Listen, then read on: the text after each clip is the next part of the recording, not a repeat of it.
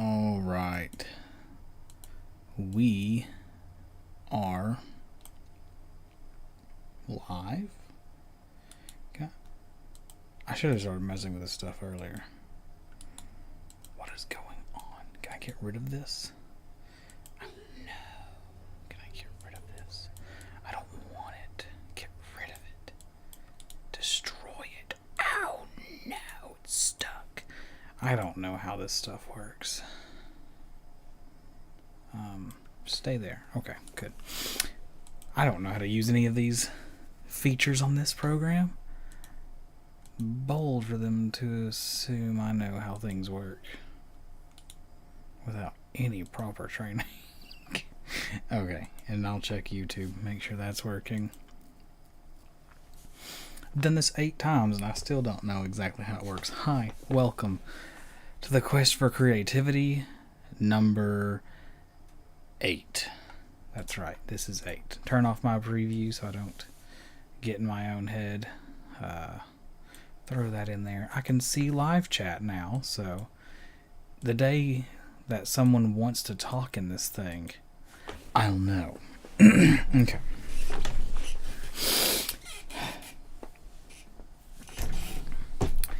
Another week's come and gone. It is January the 14th, 2023. I have just finished reading all of Berserk, the manga. Like earlier this week I finished it. And that was pretty great. Wonderful writing. One thing it makes me think about, because this is one thing I think a lot of manga out there struggles with. Writing good characters. A lot of manga struggles with writing good characters because the theory I heard was funny. It's hard to write good characters when you don't understand people. That's a fair point. That is a fair point. You should understand people. So when it comes to my creative endeavors, I have focused a lot on world building. That's been the big thing. And I've hit some bumps in the road. I'm hitting that writer's block. And so rather than coming up with a way around writer's block, because I haven't got to work on characters, that's something I'll probably try to do. But I guess I'll talk about writer's block. Let's talk about writer's block. And not just writer's block. Let's broaden it. Let's talk about creative blocks in general. Just when you can't make anything or feel like you can't make anything. Let's talk about that. That's what I'm experiencing right now. That's what I'm experiencing now, so let's talk about it. It's frustrating, especially when you feel like you haven't been creative for a long time. That creative blocks come on and you don't know what to do to come around them. What do? I think one of the best things you can do is, even if it doesn't necessarily lead to, a final product or ultimately contributes directly to the thing you're doing, you should strive to still make something every day. And part of that is like keeping my little journals here. I keep them and I just write in them. Whether or not I have much to say, I write in it every single day. I still need to write in it for today. But I mean, sometimes my segments that I make are very small. I'll try to find one of the smallest ones.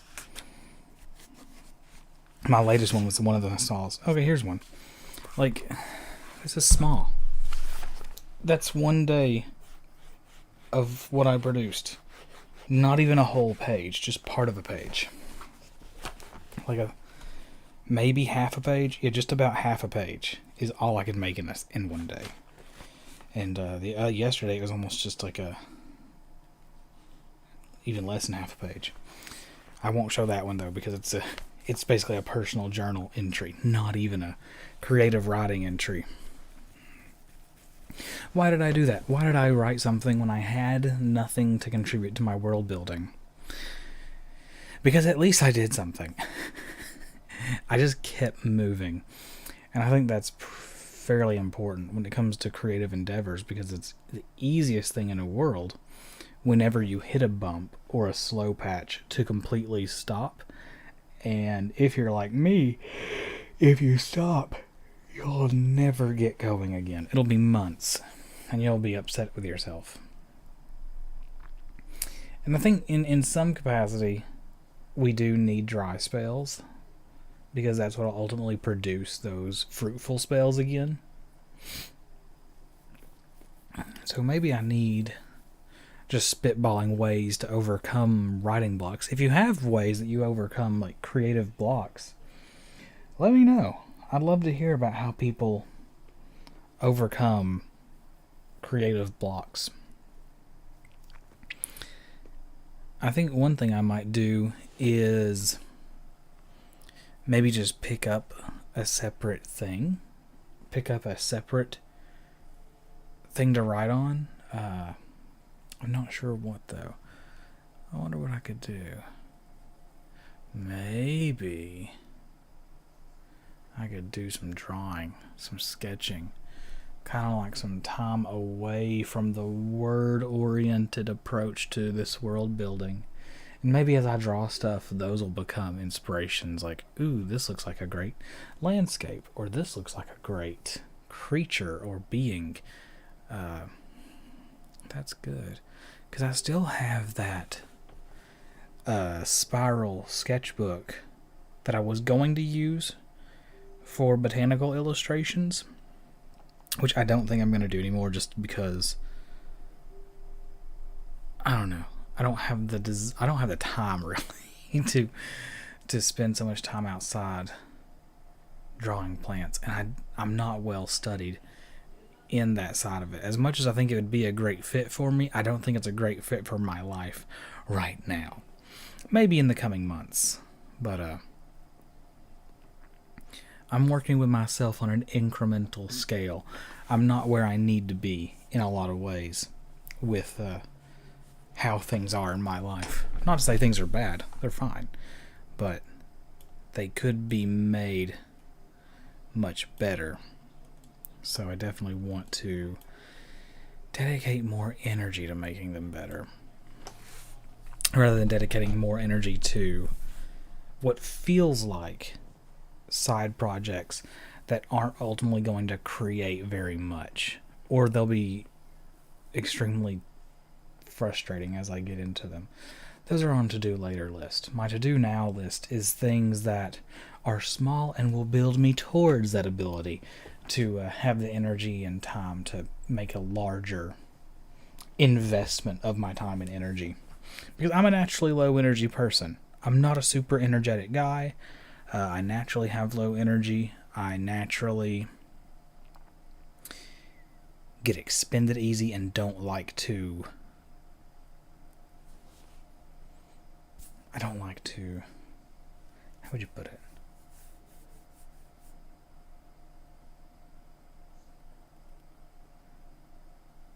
I don't like to overinvest in things. Although I have a tendency to anyway. Weird personality quirk, I guess, that I'll overinvest and then realize I can't keep it up, and then I just completely drop it, rather than coming to a more reasonable standard. So, that's been a theme lately with these quests for creativity, of being gentle with myself, being kind to myself, and realizing that I'm not the kind of person who is consistently creative, or is creative in the same way, or is able to invest a ton in my creative endeavors.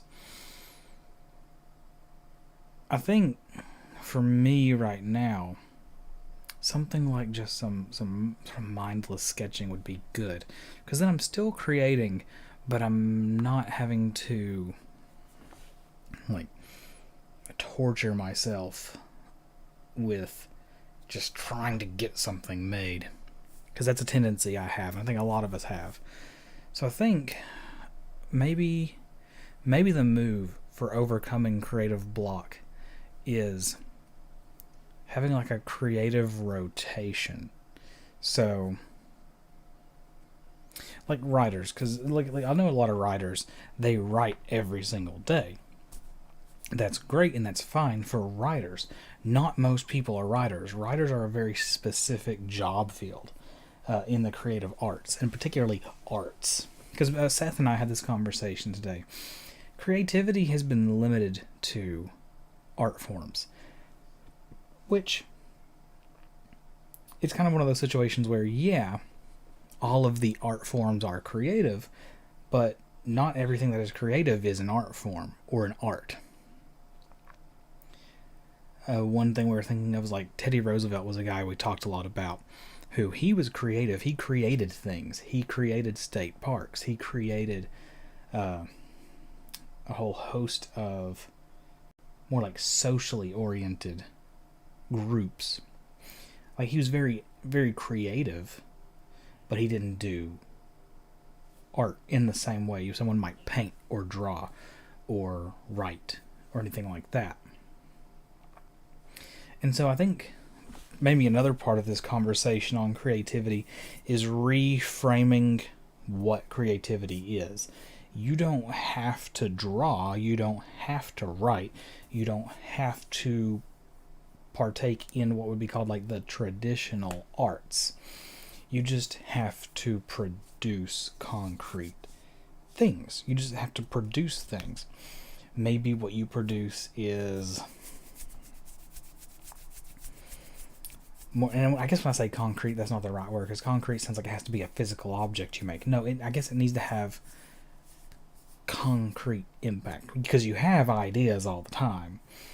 What differentiates an idea, just an idea, from something that is creative is that the thing that's an idea was put into real action, and what the creation occurred. So I guess concrete may not be the best term, but it's when an ideas are like the start. So like you start with ideas, and they get morphed into something creative when you do something with the idea. Because we're having ideas all the time. Everyone has ideas. Sure, the qualities of ideas within all of us fluctuate wildly from really great ideas to really bad ideas. And we have them. We all have them. And creativity, I think, is a process that produces something eventually. But I guess creativity itself is that process of, I guess the first one is capturing an idea. Because the ideas are kind of like, David Lynch has a great way of putting it. They're kind of like fish. I think he's the one who says they're like fish. Or your brain's like a big pond, and it's full of fish that sort of like bubble up, like come up to the surface and bite. And if you don't put a line in the water and catch them, they swim away forever. You gotta reel in the big fish. And so I guess creativity, if we want to liken it to a fishing kind of scenario, which I think is apt, I guess maybe we'll think of it like this. You know the stream of consciousness, the idea of the stream of consciousness? Think of your brain like that stream of consciousness. And you're standing in the stream, or you're always in this stream, but to varying degrees you are being attentive to the stream. And I guess like mindfulness meditation is like being attentive in that stream. But I guess being creative in that stream is being aware, looking for the fish, catching the fish, and then preparing that fish, I suppose we could say, if we follow the metaphor all the way through, preparing it into a meal rather than just eating a raw fish. Because usually if you, as a person, if you just were in a stream, plunged your hand in and grabbed a fish and just immediately started eating it, even if you like raw fish, this is not prepared. This is not good. This is an unpleasant experience. It needs preparation.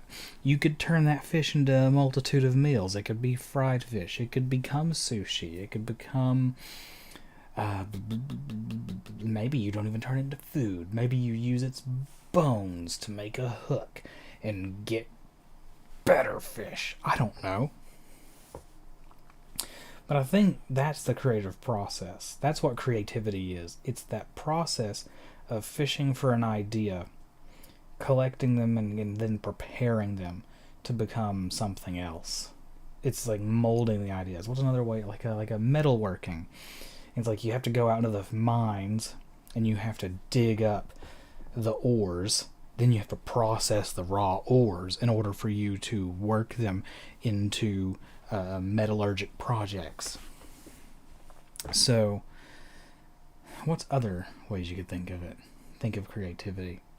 Because I guess that's sort of I guess what I want to talk about this week is not just creative blocks, but what creativity itself actually is. And I guess that's what it is for me. It's the process of taking things from the non-real space of ideas and thoughts. And the creativity is the middle part. The transforming of the idea and the preparing of the idea to make it into something else or make it into something. Because I guess if we think of it in creating, it's sort of ex nihilo. There wasn't an idea, suddenly there is an idea, and you turn that idea and create something with it. It's an interesting process. And it's a painful process. It's a very hard process. And I think the more you do it, it's like a muscle, the better it'll become. But just like working out, when I used to do that, you reach these plateaus.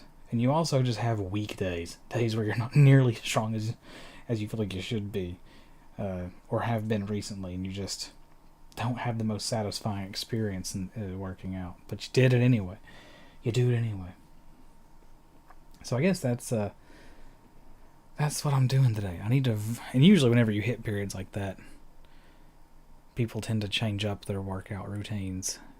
If they plateau, they need to change it up, challenge their muscle memory. So I guess that's what I'm going to do. I'm going to work on sketches probably this evening. I'll probably just paste them into my book so I can have a log of everything I've done. I used to, this is just a fun little thing.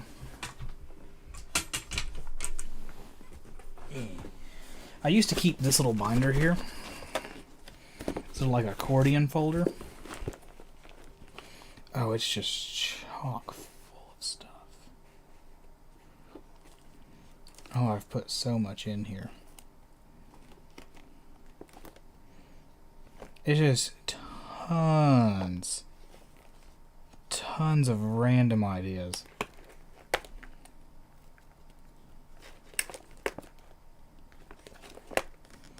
But I saved them just in case they turned into something else. Like, I just kept all these ideas in here of random things, and I told myself this is like my world building accordion folder where I can make, I have a tab for creatures, microcosms, which I don't know what those are. I don't know what microcosms are. Spirits, which are like different creatures and I mean people. Like this one's actually, it has a lot of my tabletop stuff in it, because like characters I've played are like spirits that could be in this world. Worlds are just like different iterations of worlds that I've thought of. No rough drafts. Couple of revisions. Oh yeah, I used to also keep this folder on my phone back when I had a phone that had folders on it for notes, and it was called Fractured Miracles. And just I would randomly have like words and ideas pop into my head. Is this the list here? Yes. Like, I would have random phrases. I'm going to go over it real quick, just because, I mean, we're here, aren't we? These are just random phrases and ideas that popped into my head. I called them fractured miracles because they were like these ideas that, like, these phrases that just came to my mind, and my brain said, oh man, that's important. Save that. Save that. We'll need that for later. Just random scenes that came into my head. I also had another one that was called, like, just visions. That's right, visions. And visions were just different things I saw that meant something. They kicked off different, like, sparks of creativity. So, like, here's some of the fractured miracles I have. Like, the isolated androids. They have organic components, but there's no creator in sight. The old man with howling fingertips. Like, his fingertips would open up and howling noises would come out of them. He drives around in a beat-up Suzuki Sidekick. It's white. That was actually, that was the whole thing. A lady dancing on a calm, flat mud shore of a lake. Probably in a white dress. I don't know why I wrote this sentence. Crystals has ices. Very important. That's what it says. The crystals has ices. Very important. That tiny bait shop has a gambling ring in it. I don't know what some of these phrases mean. I know what that one means, but I say that and I'm like, man, what weird phrases that just came to me. The genius idiot dash caged head. Damien the lab assistant. I don't know what that means. I don't know who Damien the lab assistant is. Oh, would you look at that? Strider's here. Been waiting for this all day. Boy, I'm sorry. Solar runner. This one's in quotes, so I know it's something that someone in my head said. Don't go chasing the dust clouds, you dastardly butterfly. And then there's a response. He calls them all butterfly. That's just who he is. That's who we are. I don't know where these came from. I need to turn these into something. That was like a whole, like, system of creativity I had going at the time. I'd have fractured miracles. I would do a free writing session on them to see what they would become, and then try to develop those into, like, stories and characters and things. The Crystalline Castle. This one comes from a dream. It's the phrase, life needs a circuit, an enclosed loop for power. Maybe that's an idea for a magic system. That could be cool. Maybe this is how you get over creative blocks. You just step away from the thing in front of you that's blocking you and just look at something else. The idiot savior. Is that the same as the genius idiot? No, they're different. Why are there so many idiots in my... Don't answer that.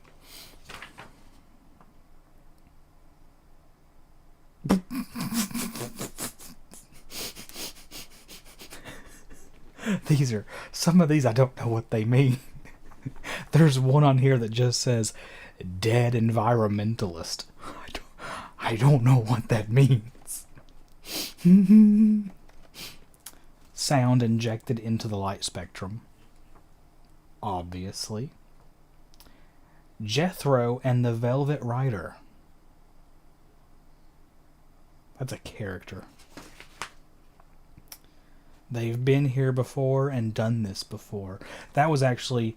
that was a sort of phrase that kicked off what at the time was called the IP or the IP system. I was designing a tabletop game, or system rather, called Slip and Grip.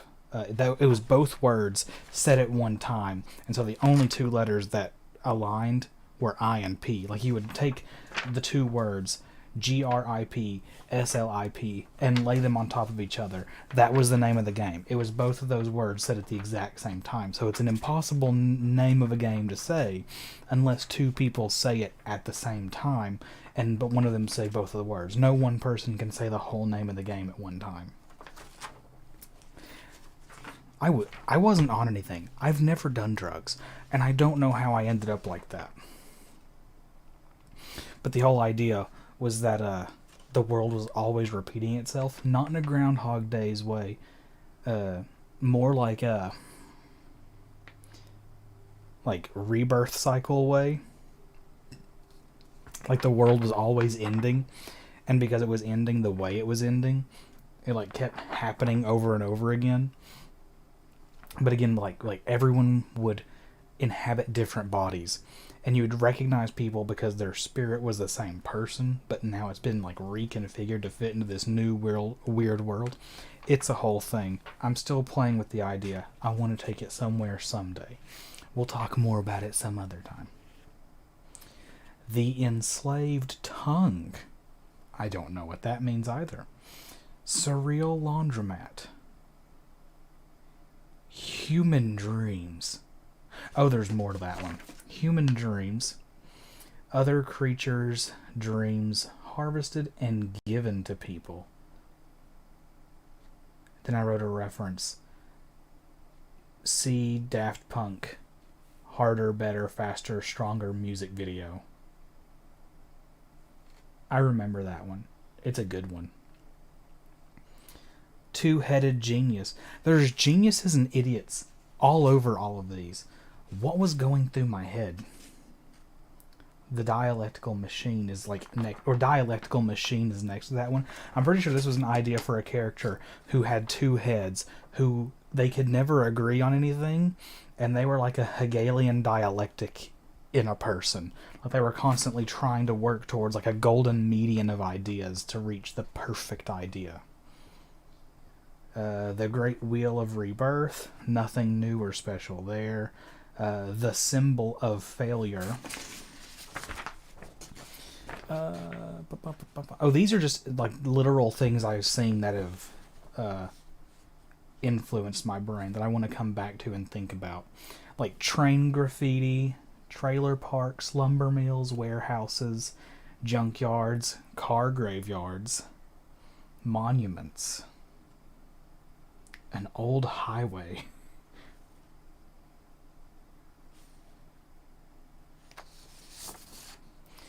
Water treatment plants.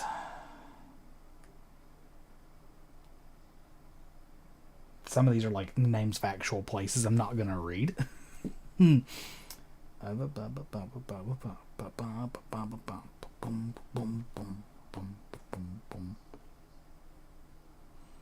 I wrote down addresses of I guess addresses of homes that I liked the look of. Radio towers and cell phone towers. Oh, they get me. Transmission towers, power lines. I wrote in parentheses next to it, these are everything. Okay, that was good. I need to go through this whole folder, so I guess I'll do that. I'll just go through this. Yeah. This just old archive of ideas that I've had. God, there's even more. There's so much in here. Maybe I could reorganize this. Sort of revisit some old ideas, throw some stuff out, develop stuff. I mean, it's been years since I've wrote some of this down. Over 2 years since I wrote some of this stuff down. I don't know how far back it goes, but it's about 2 years ago I started the folder.